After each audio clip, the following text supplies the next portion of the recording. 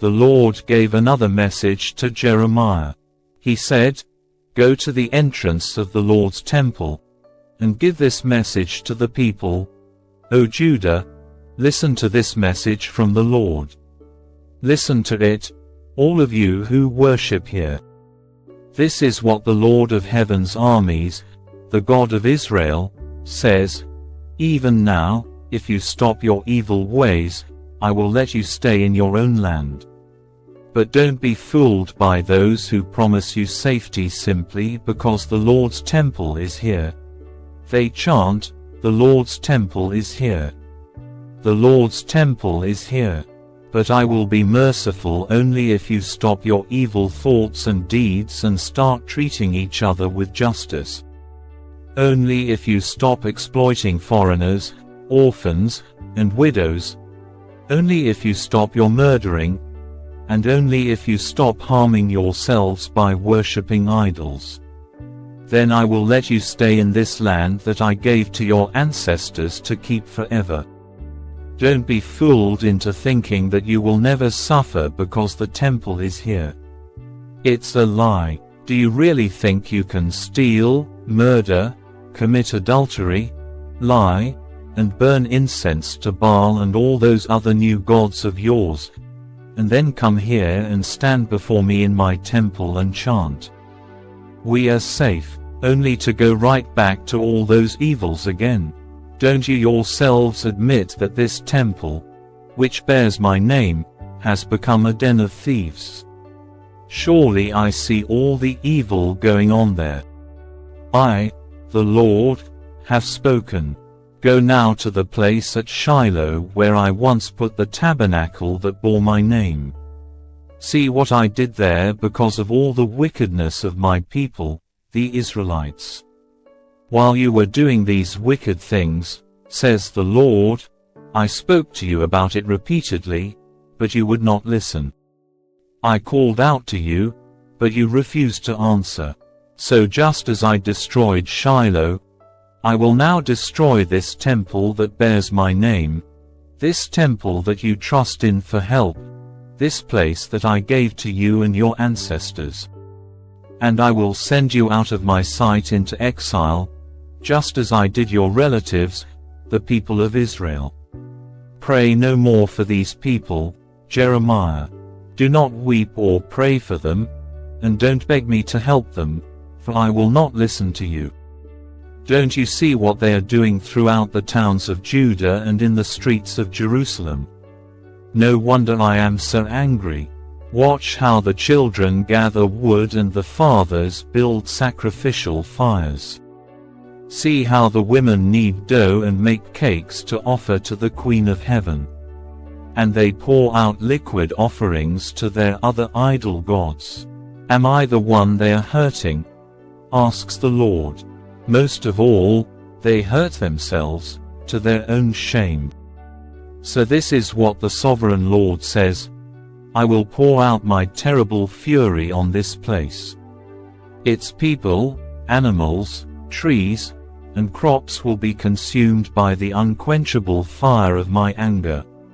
This is what the Lord of heaven's armies, the God of Israel, says. Take your burnt offerings and your other sacrifices and eat them yourselves. When I led your ancestors out of Egypt, it was not burnt offerings and sacrifices I wanted from them.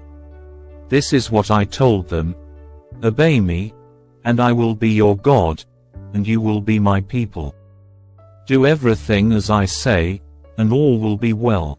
But my people would not listen to me. They kept doing whatever they wanted, following the stubborn desires of their evil hearts. They went backwards instead of forwards. From the day your ancestors left Egypt until now, I have continued to send my servants, the prophets, day in and day out. But my people have not listened to me or even tried to hear. They have been stubborn and sinful, even worse than their ancestors. Tell them all this, but do not expect him to listen. Shout out your warnings, but do not expect him to respond. Say to them, This is the nation whose people will not obey the Lord their God and who refuse to be taught. Truth has vanished from among them. It is no longer heard on their lips. Shave your head in mourning, and weep alone on the mountains. For the Lord has rejected and forsaken this generation that has provoked his fury. The valley of slaughter, the people of Judah have sinned before my very eyes, says the Lord. They have set up their abominable idols right in the temple that bears my name, defiling it. They have built pagan shrines at 𝗕𝗶𝗵𝗆, the rubbish dump in the valley of Ben Hinnom, and there they burn their sons and daughters in the fire. I have never commanded such a horrible deed. It never even crossed my mind to command such a thing. So beware, for the time is coming, says the Lord, when that rubbish dump will no longer be called 𝗕𝗶𝗵 or the valley of Ben Hinnom, but the valley of slaughter. They will bury the bodies in 𝗕𝗶𝗵 until there is no more room for them. The bodies of my people will be food for the vultures and wild animals, and no one will be left to scare them away. I will put an end to the happy singing and laughter in the streets of Jerusalem. The joyful voices of bridegrooms and brides will no longer be heard in the towns of Judah. The land will lie in complete desolation. In that day, says the Lord, the enemy will break open the graves of the kings and officials of Judah, and the graves of the priests, prophets, and common people of Jerusalem. They will spread out their bones on the ground before the sun, moon, and stars, the gods my people have loved, served, and worshipped. Their bones will not be gathered up again or buried, but will be scattered on the ground like manure. And the people of this evil nation who survive will wish to die rather than live where I will send them. I, the Lord of heaven's armies, have spoken. Jeremiah, say to the people, this is what the Lord says.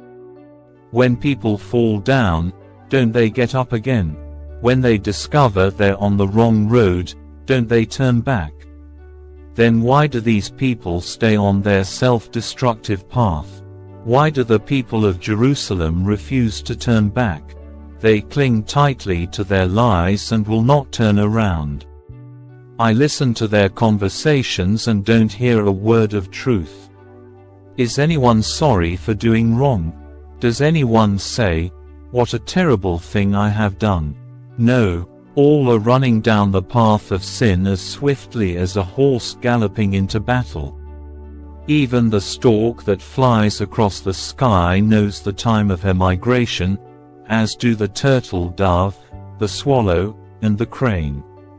They all return at the proper time each year. But not my people, they do not know the Lord's laws. How can you say, we are wise because we have the word of the Lord, when your teachers have twisted it by writing lies?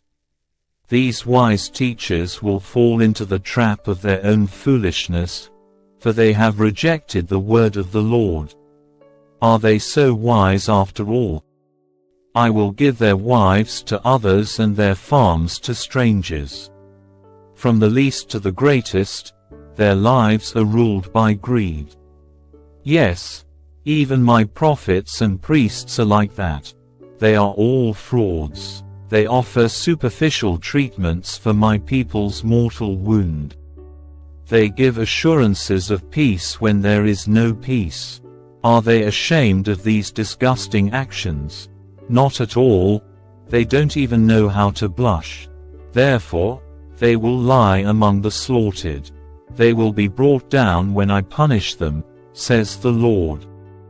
I will surely consume them. There will be no more harvests of figs and grapes. Their fruit trees will all die. Whatever I gave them will soon be gone. I, the Lord, have spoken. Then the people will say, why should we wait here to die? Come, let's go to the fortified towns and die there. For the Lord our God has decreed our destruction and has given us a cup of poison to drink because we sinned against the Lord. We hoped for peace, but no peace came. We hoped for a time of healing, but found only terror. The snorting of the enemy's war horses can be heard all the way from the land of Dan in the north. The neighing of their stallions makes the whole land tremble. They are coming to devour the land and everything in it, cities and people alike. I will send these enemy troops among you like poisonous snakes you cannot charm. They will bite you, and you will die. I, the Lord, have spoken. My grief is beyond healing. My heart is broken. Listen to the weeping of my people. It can be heard all across the land. Has the Lord abandoned Jerusalem? The people ask. Is her king no longer there? Oh, why have they provoked my anger with their carved idols and their worthless foreign gods? Says the Lord. The harvest is finished, and the summer is gone. The people cry, yet we are not saved. I hurt with the hurt of my people. I mourn and am overcome with grief. Is there no medicine in Gilead? Is there no doctor there? Why is there no healing for the wounds of my people?